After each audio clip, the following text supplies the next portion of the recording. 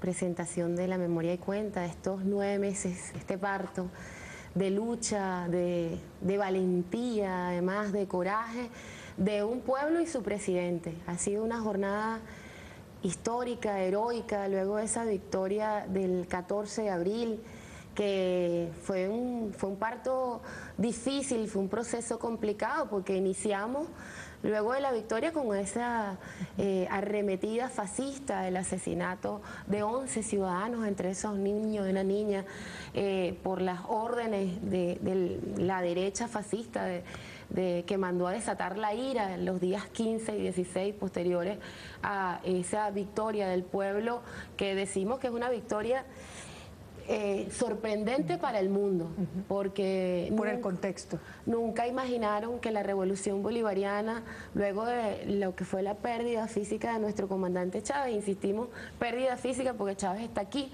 está con nosotros, más vivo que nunca, con más fuerza y ahora sin ninguna frontera que lo limite. Ese pensamiento, esa lucha es ahora patrimonio de la humanidad toda. Pero apostaba la derecha, apostaba el imperio, que la partida del comandante Chávez implicaba la destrucción de la revolución bolivariana, la desunión, la traición, las ambiciones personales, como ellos han juzgado siempre a América Latina, pero no, se demostró la fortaleza, la unidad de este pueblo, la valentía de nuestro pueblo y el acierto de nuestro comandante Chávez al decirnos ese 8 de diciembre así pleno como la luna llena, Nicolás desde su corazón.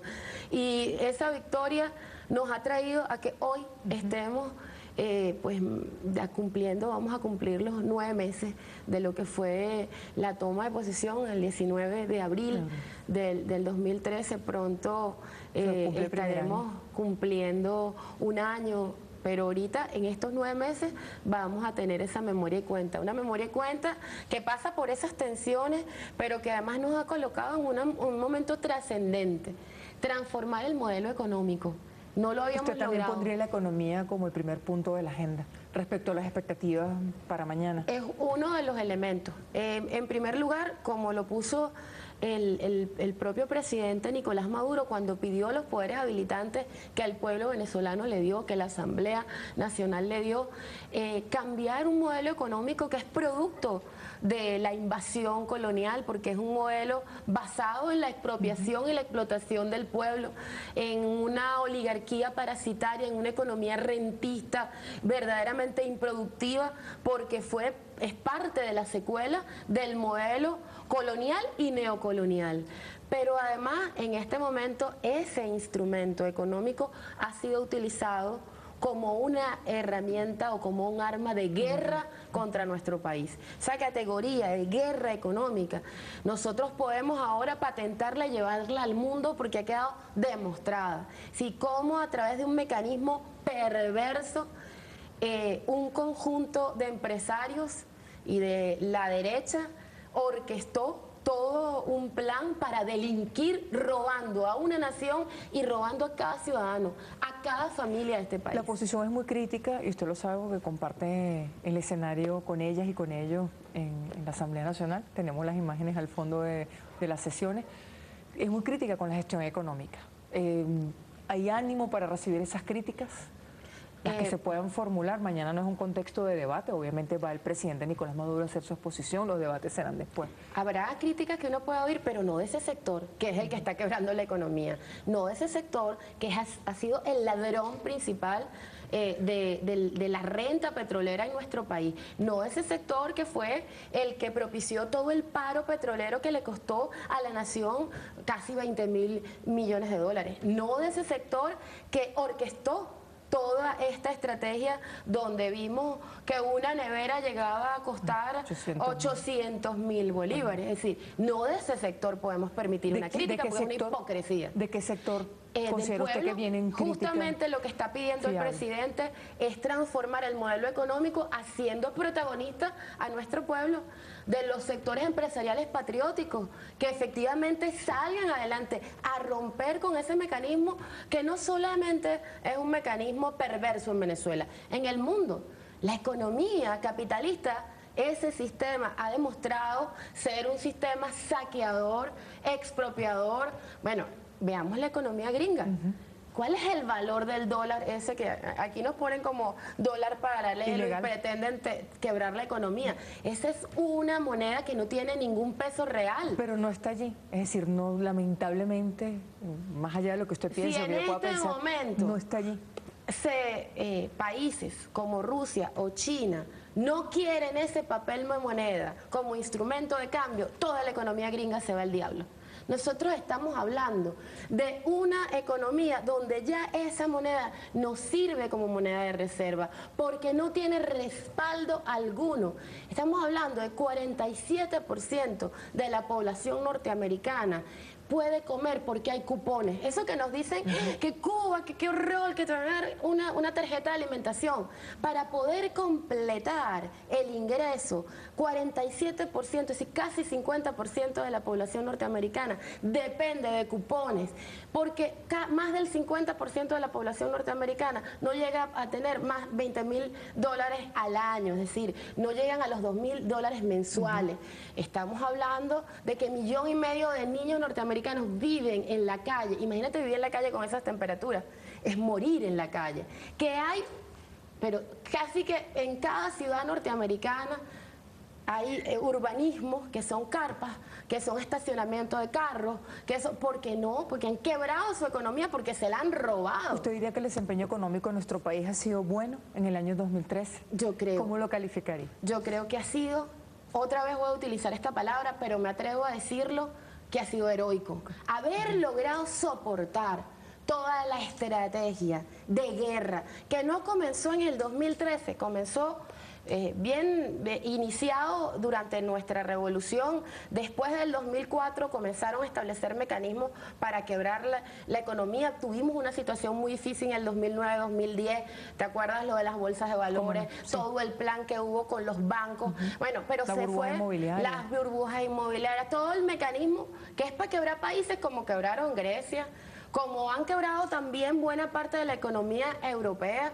que soportan, resisten, pero resisten sobre el hambre de sus pueblos, resisten disminuyendo los salarios, resisten disminuyendo la seguridad social, resisten en este momento con una tasa de desempleo que es inédita en la historia de España, por ejemplo, donde la mayoría de los jóvenes están desempleados. La destrucción del aparato productivo en nuestro país que señala la oposición, ¿usted qué le respondería?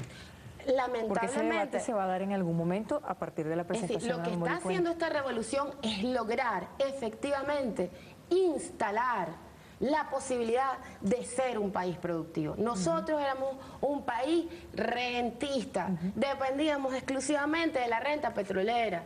Las empresas, en su mayoría, estaban justamente, o buena parte de lo que ha sido el papel de la oligarquía en nuestro país, son parasitarias, no son economías productivas, dependían de las divisas que PDVSA produce y que ellos terminan usando, pero no aportan ni $1 a la nación. Es decir, toda esa vocifería de efectividad, de eficiencia, de éxito, lo que esconde es que realmente nunca han sido productivas. ¿Qué áreas jerarquizaría usted, adelantándonos al mensaje presidencial, pero qué áreas considera usted prioritarias en el ámbito económico para luego poder pasar a otros?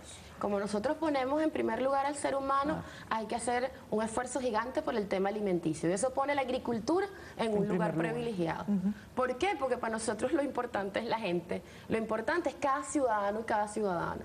Entonces, tenemos que impulsar la industria, pero tenemos que garantizar soberanía alimentaria. Y hay que hacer un esfuerzo gigantesco, no solamente para garantizar el abastecimiento, sino la productividad en nuestro país. Y eso implica estar, y lo anunciaba nuestro presidente ahorita cuando cumplimos aniversario del asesinato de Zamora, cómo iban a trabajar, y por eso hay un congreso campesino, para impulsar con el pueblo campesino, con toda la gente que forma parte de la agroindustria, pero desde una visión donde en primer lugar está el ser humano, en medio de lo que significa, porque para nosotros son retos gigantes. Producir alimentos. Producir alimentos, no desde lo que es la agricultura verde, entre comillas, que es transgénico, que es terminar sacando a la población de sus tierras, como todo el plan que terminó haciéndose en Colombia, que ha significado sacar a un montón de campesinos de la tierra para que la gran agroindustria ocupe los lugares en en muchos casos estamos hablando de inversión extranjera y no nacional. Nosotros creemos que la soberanía tiene que ejercerse con una participación activa del pueblo campesino, del pueblo trabajador,